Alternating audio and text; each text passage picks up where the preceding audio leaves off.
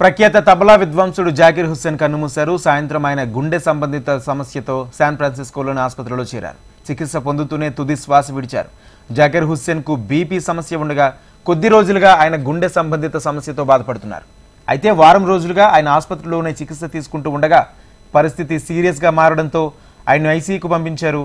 ఐసీయూలో చికిత్స పొందుతూనే ఆయన కన్నుమూశారు. ఈ విషయాన్ని ఆయన స్నేహితుడు రాకేష్ చౌహారియా వెల్లడించారు.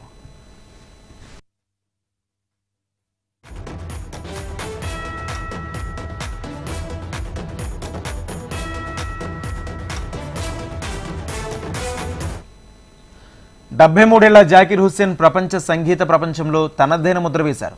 1951 మార్చి 9న జన్మించిన జాకిర్ హుస్సేన్ 7 ఏళ్ల వయసులో తబలా వాయిద్యకారుడిగా ప్రస్థానం ప్రారంభించారు. 12 ఏళ్ల వయసులో దేశవ్యాప్తంగా సంగీత ప్రదర్శనలు ఇవ్వడం ప్రారంభించారు. అనంతరం పలు జాతీయ అంతర్జాతీయ సినిమాలకు పనిచేశారు. 1988లో పద్మశ్రీ, 2002లో పద్మభూషణ్, 2023లో పద్మవిభూషణ్ అవార్డులు అందుకున్నారు.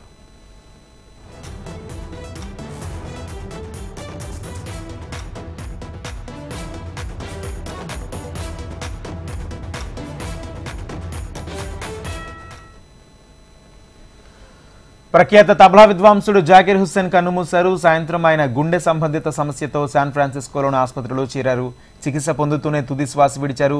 జాకిర్ హుస్సేన్కు బీపీ సమస్య ఉండగా కొద్ది రోజులుగా ఆయన గుండె సంబంధిత సమస్యతో బాధపడుతున్నారు. అయితే వారం రోజులుగా ఆయన ఆసుపత్రిలోనే చికిత్స తీసుకుంటూ ఉండగా పరిస్థితి సీరియస్గా మారడంతో ఆయన్ను ఐసీయూకి పంపించారు. ఐసీయూలో చికిత్స పొందుతూనే ఆయన తుది శ్వాస విడిచారు. ఈ విషయాన్ని ఆయన స్నేహితుడు రాకేష్ చౌహారియా వెల్లడించారు. 73 ఏళ్ల జాకిర్ హుస్సేన్ ప్రపంచ సంగీత ప్రపంచంలో తనదైన ముద్ర వేసుకున్నారు. 1951 మార్చి 9న జన్మించిన జాకిర్ హుస్సేన్ 7 ఏళ్ల వయసులో తబలా వాయిద్యకారుడిగా ప్రస్థానం ప్రారంభించారు. 12 ఏళ్ల వయసులో దేశవ్యాప్తంగా సంగీత ప్రదర్శనలు ఇవ్వడం ప్రారంభించారు. అనంతరం పలు జాతీయ అంతర్జాతీయ సినిమాలకు పనిచేశారు. 1988లో పద్మశ్రీ, 2002లో పద్మభూషణ్, 2023లో పద్మవిభూషణ్ అవార్డులు అందుకున్నారు జాకిర్ హుస్సేన్.